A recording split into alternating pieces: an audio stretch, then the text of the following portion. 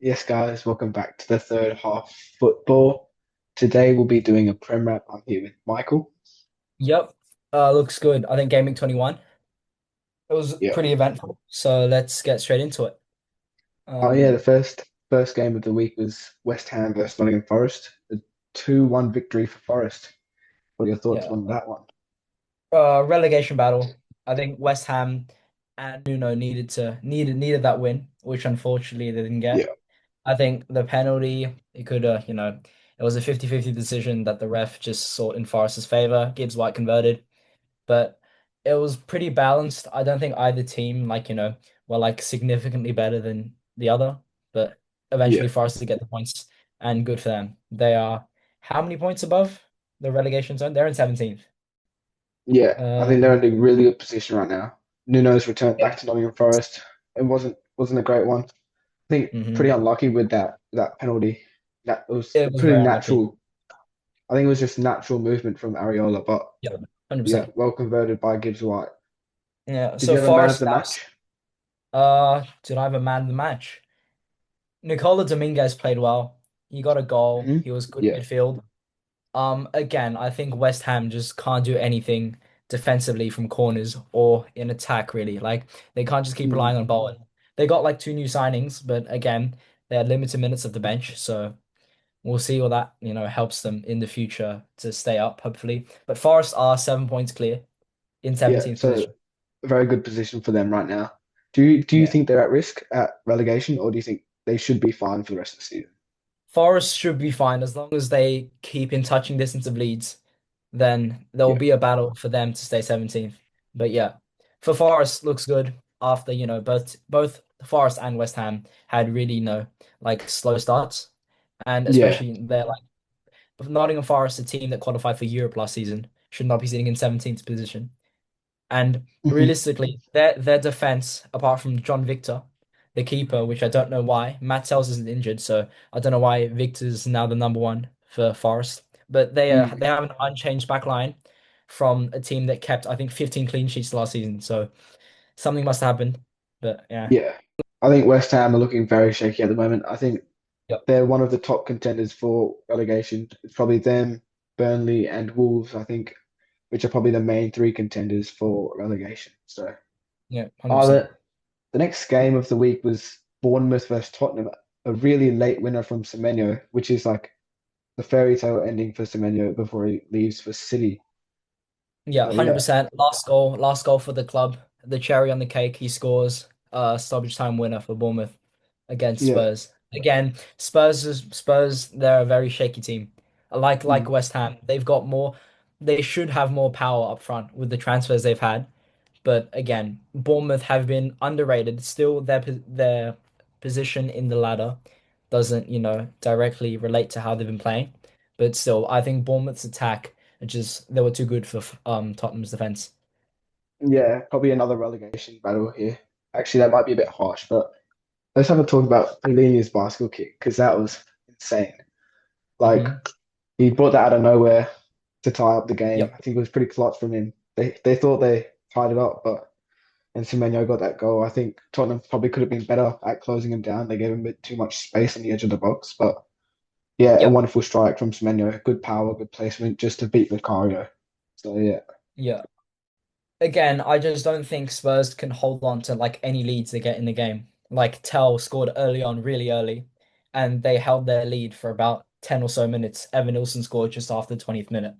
And then mm, Krupi somehow scored again. I don't know. Yeah, he should be having regular minutes as a starter.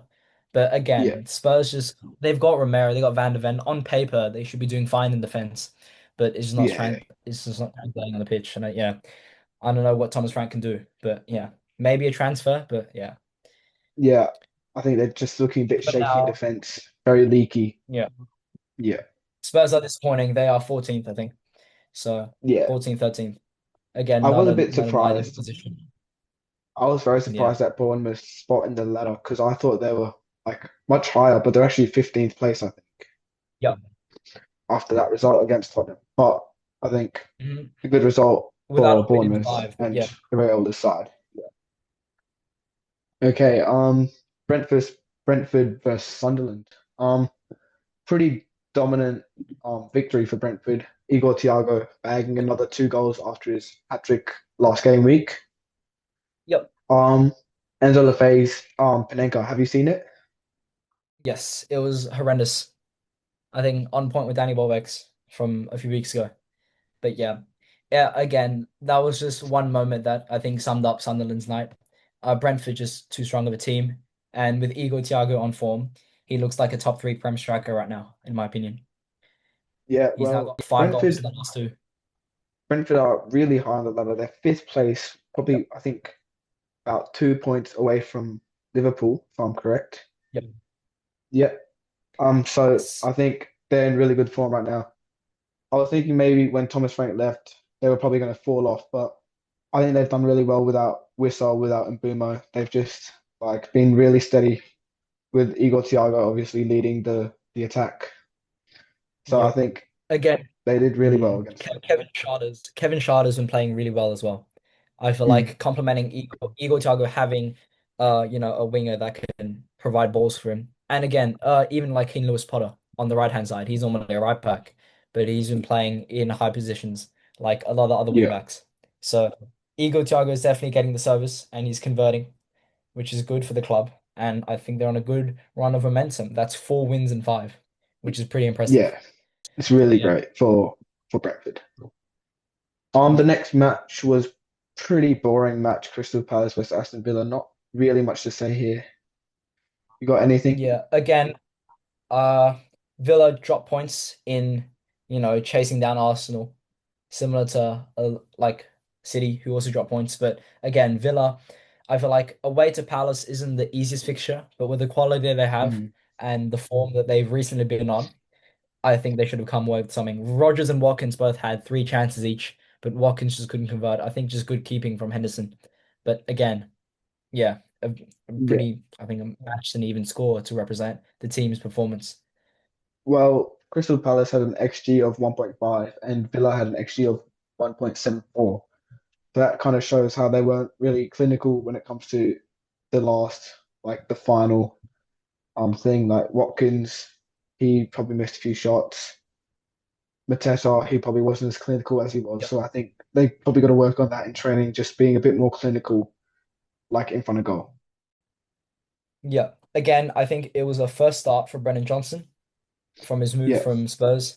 He played well, he had a good chance, a few good chances actually. But yeah, again, strong stopping from Martinez, and I think he'll work well into the squad. Yeah, yeah, with especially with Sarr out at AFCON, Eze has been gone for about 6 months, I think. But yeah, I think Johnson will definitely help Palace in their, quest for European places again. But yeah, for now, both Palace sit at 13th and Villa again in third, which is yeah. still very impressive for a team that started really poorly. And then a match with two red cards, Everton versus Wolves, 1-1 draw. That double yellow card from Grealish was something. Yeah, it was. I don't know what he was doing. The referee definitely didn't like what he was doing, and yeah, he got sent off within 30 seconds of you know making the foul or committing the challenge that he thought wasn't a challenge.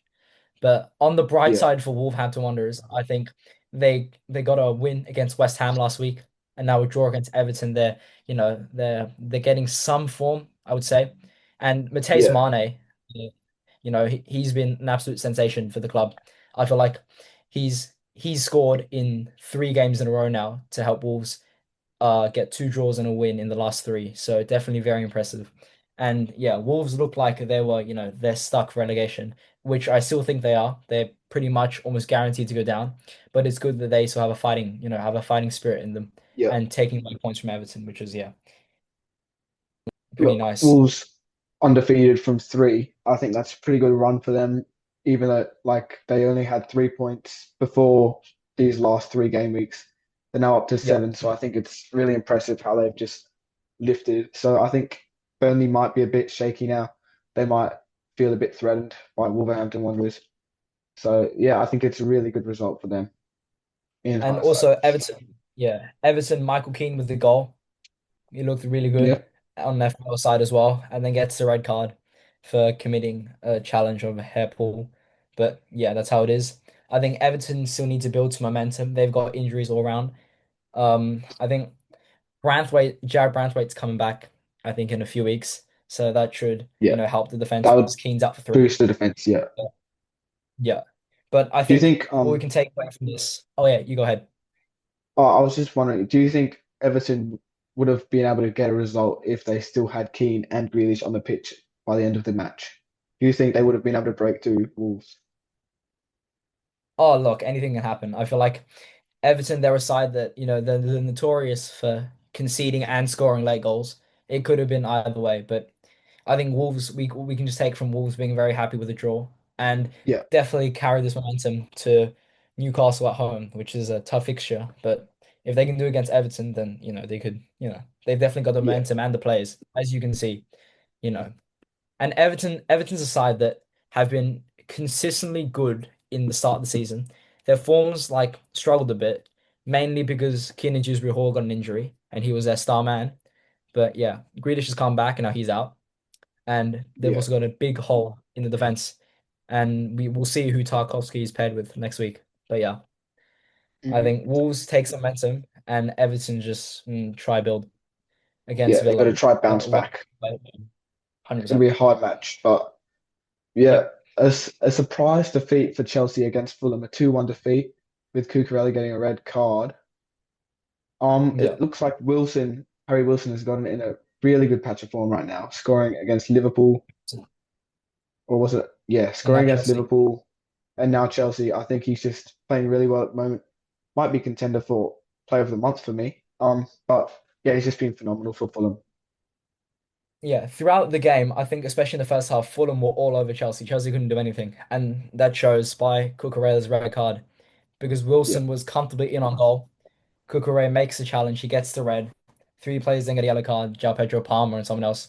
But yeah, again, I think Fulham, they were disappointed to go into halftime 0-0. They definitely had the chances, but again, he shows Wilson's clinical finishing in like a crucial moment. So he scores late on, gets the 3 points, and yeah, I think disappointing for Chelsea again, but I think the Fulham side has done really well, especially backing with the home crowd. I think, yeah, like you said, Wilson's definitely contender for Player of the Month. yeah. I think Chelsea really got to work on their defensive structure. I feel like they're letting too many balls through the middle and through the wings. They just got to stay compact when Fulham was attacking. I feel like they were just way too open, and they allowed Wilson and Smith Rowe and Jimenez just to get into those empty half spaces and those pockets in between the players, just allowing them to get into easy opportunities to shoot. So I just think maybe that's something to work on in the training ground. Yeah. And with that scoreline, Fulham and Chelsea are now tied on points, and Chelsea are winless in the last five. So Wow. definitely Mhm. work for their side. But Yeah, if you do look at Chelsea's fixtures over the next few games, they have a pretty good run of fixtures in their opinion, because they should I think starting from the end of January, they've got West Ham at home, one Wolves away, Leeds at home, Burnley at home, straight. So yeah, those are games that Chelsea should be picking up points in. And with a new manager, of course, Liam Rosenior coming in, we'll see how he plays this week in the FA Cup and what team he fields. And that gives us an idea of how he's going to play with this Chelsea lineup, because Chelsea are a team that should be well inside the top four. And yeah, being in eighth right now, I don't think that's acceptable for a team with this standard and the players of that standard. So yeah, definitely work to do. But yeah, just all kudos goes to Fulham. yeah. I think a good match next week would be Brentford versus Chelsea, a good opportunity for Chelsea to bounce back and go back over Yep. Brentford and take over them. So yeah, I think it's It'll an be a tough opportunity game for with them Igor to show their Thiago, worth. but yeah. Yeah. Man City also dropped points against Brighton in a 1-1 draw. Yeah. As a City fan, what are your thoughts on that game and how did that affect your title hopes? Again, like you said, we've dropped points again. We've now on three consecutive draws, which isn't good because Arsenal are running away with it. But again, I think City should have won the game. We had so many chances, one-on-one chances, inside the box chances, we just couldn't convert. Haaland hit the post Yeah, twice. Bernardo Silva skied like a sitter from a yard away. And, we had chances from Cherky, from Renders, from Foden. All of them had chances. I think we just couldn't convert. And in the end, I think it was just unlucky. Brighton played well to hold us off. And I think Haaland, he did get his goal from a pen, but he definitely should have got two or three more. So yeah, I think Brighton played well. Matoma got his goal, but yeah, disappointing for City. But the Yeah, chances that in the end we were our own opponents basically. It was because of yeah, our failed chances that we didn't win the game. But yeah, yeah. But you also have to feel for the Manchester City defense, which is missing John Stones, and Guardiola, who got injured during that game. Ruben Diaz, Oscar Bob, just all those key players who yep. would help in defense. But they're having to use like the likes of Kushinov and I don't even know who this is, Alieni, Oh, Max if that's how you Max pronounce it. Lane, yeah. Pep Guardiola Like, called him a day out. He got recalled from Watford, and that was the really? situation City was in. Yep, we had to Yeah. play a Watford Championship player as a starting centre back against Brighton. But yeah, Yeah, Ake I left. think Yeah, I think he did Ake play left pretty back. well though. Yeah, Yeah, he Ake played well. left back. Ake left back just I think shows it's a you the good game. situation we're in. Yeah. Yeah. Good. I think nice that Rodri got to minutes in again, but again, Hmm. we're missing like we don't have Savinho, we don't have Kovacic. Kovacic has been out for a long time now, and yeah, like you said, Vardio needing to go through surgery is pretty hard for the team and the club and for himself. So yeah, a very damaged back line, but yeah, again, if Um, we could have converted more chances in attack, I think yeah, it could have been a different game. But yeah, I just like to say like I don't know why Pep's benching Turkey. You might be able to answer this, but I feel like Turkey's been really good lately, and I think starting the likes of Foden, who has been all right. He's scored a few goals, he's got a few assists, but I feel like maybe he could rotate between Foden or Reinders in the midfield because I think he's been playing really well lately. yeah, again, it's what we call pep roulette. He does his weird thing where he just sometimes starts a player or benches a player due to his, you know, him wanting to stop, not risk injury, or, again, like you said, Foden has been playing well for, I don't know, the last 3 to 5 weeks. But again, like you said, a recent drop in form should see Cherky come back in. But yeah, again, Cherky did end up coming on, and maybe if he did start, it would have been a different story, the scoreline. But again, that's I think just Pep resting players ahead of a busy, Champions League schedule, FA Cup this weekend. So with the limited amount of Hmm. players that we have, I think, yeah, I think Cherky was just a rested option that he didn't want Yeah. him to get too many minutes in. Yeah, And Burnley scraped points against Manchester United in a 2-2 draw. That was a very good game to watch. I think Sesko got a brace. yeah. Finally, It, wa- he's you finally get getting to on the score sheet. yeah, He's been in a good batch of form lately, but I do think he still has a lot to prove to the league because of his like high price tag and the fact that he's been really bad at the start of the season. I feel like the yeah, goals, although he got a brace, they're like set on a plate for him. It would be pretty hard to miss. So yeah. I think Sesko has benefited from like the likes of Bruno Fernandes and Dorgu giving him like really good assists during that game. 100%. So Yeah. yeah, I think I'd like to Burnley add, yeah, go on. do you want me to go? All right. Yeah. So Ruben Amorim, he got sacked, right? And so Darren Fletcher came in, and he played a really similar, formation to, um, Ruben Amorim, but instead of a back three, he played a back four. And again, we saw Dorgu in his high routing position, and it was nice that Bruno Fernandes came back in, like you said. Bruno and Dorgu played two beautiful balls into the box, and Sesko was just there to, basically convert a great play from those two teammates. Yeah. So Man United defensively still aren't the best.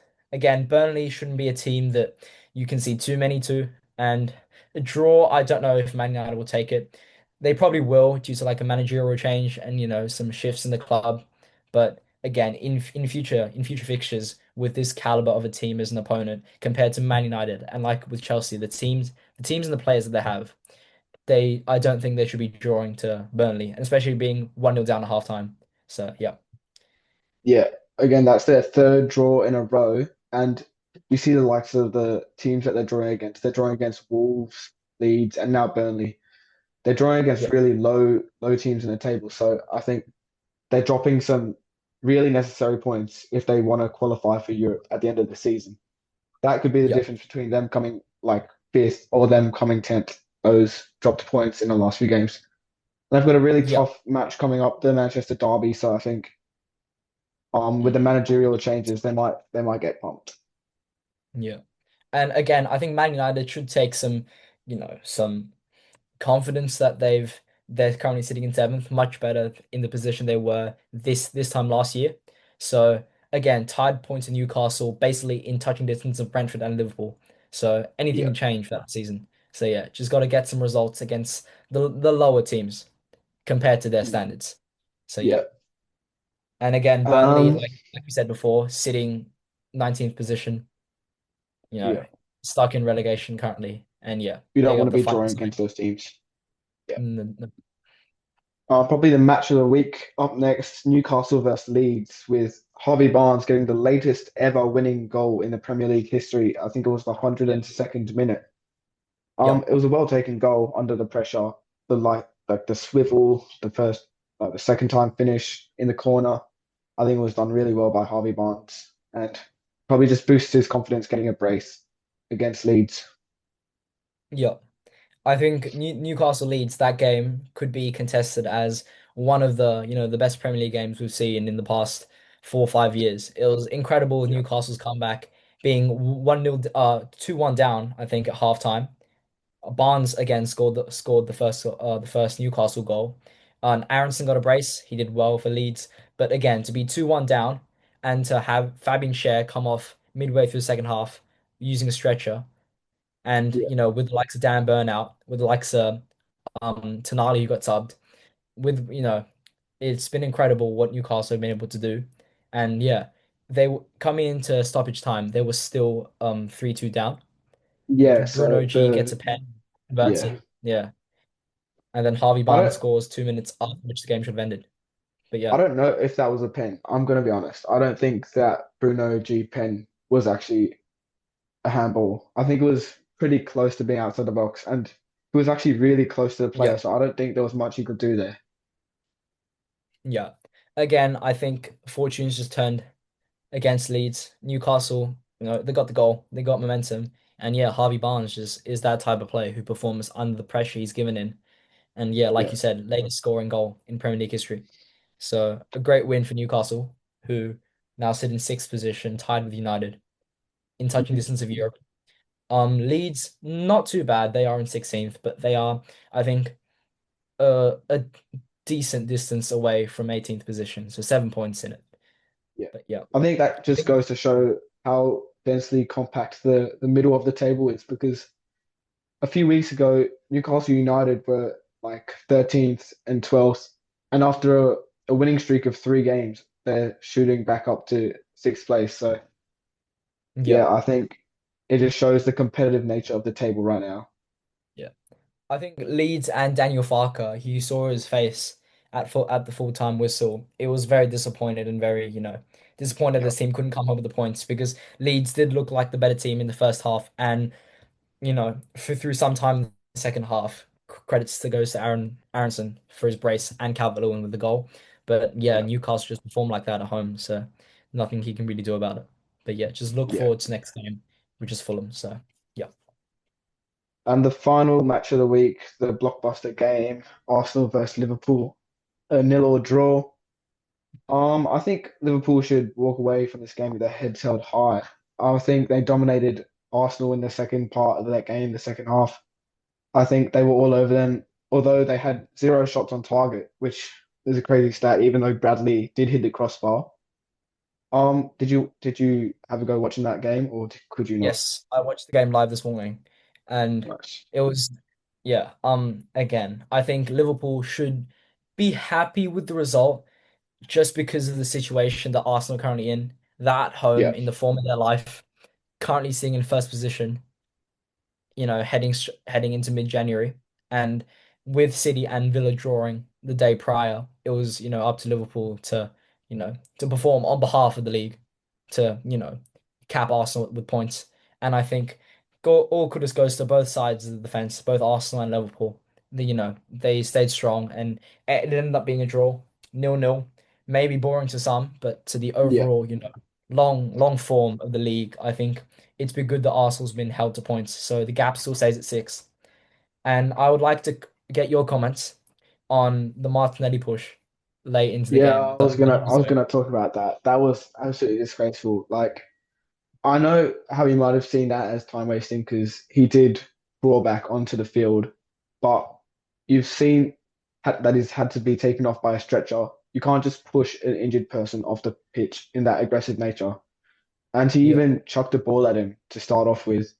So I just think Kanate's reaction to that, getting a yellow card for his retaliation, was justified, was well more than justified. And I think that could have been a red card if the Oh, ref saw it. 100%. Yeah. Yeah, Throughout the game, there were like a few heated moments between, Rice and Gabriel and Van Dijk. And yeah, it was a very heated game at the top. Two teams who you could say have been two of the most, successful Premier League clubs in like the past few years with their league yeah, positioning. So again, it was a very feisty battle, but it ended nil-all. So I think Arsenal a bit disappointed, but towards Liverpool and thanks to the rest of the league, it's been a job well done for them to cap points to Arsenal to stop them running away yeah. too early. But yeah, I do want to say I think Martinelli has reached out to Conor Bradley after the match and has formally apologized to him. So that's yep, a good gesture from him. So I yep, think it just shows the sportsmanship of Martinelli. So yep, I think maybe it was just in the heat of the moment that he thought, oh, maybe he was time wasting. So I yep, think props go to Martinelli for apologizing and being like the bigger man. yep, 100%. That's what football needs. You need sportsmanship. Otherwise, the game wouldn't be the game that it is today. So yeah, Yeah. Oh, well, that was a very eventful week for football in the Premier League. Do you have yep. anything else to say about the Prem? Just wanted to say for all the teams, good luck for everybody going to the FA Cup this weekend. And Premier League will be back, I think, next Saturday, so the 17th. Yeah, I'll be long break pretty for those not in definitely the as FA well. Cup, although I think most teams are still in it. But Yeah, I think yeah, game week third round, yeah. So yeah, that should be all. yeah. Thanks for recording. We'll Yeah. see you in the next one of the third We'll half. catch you guys next week. Up third half.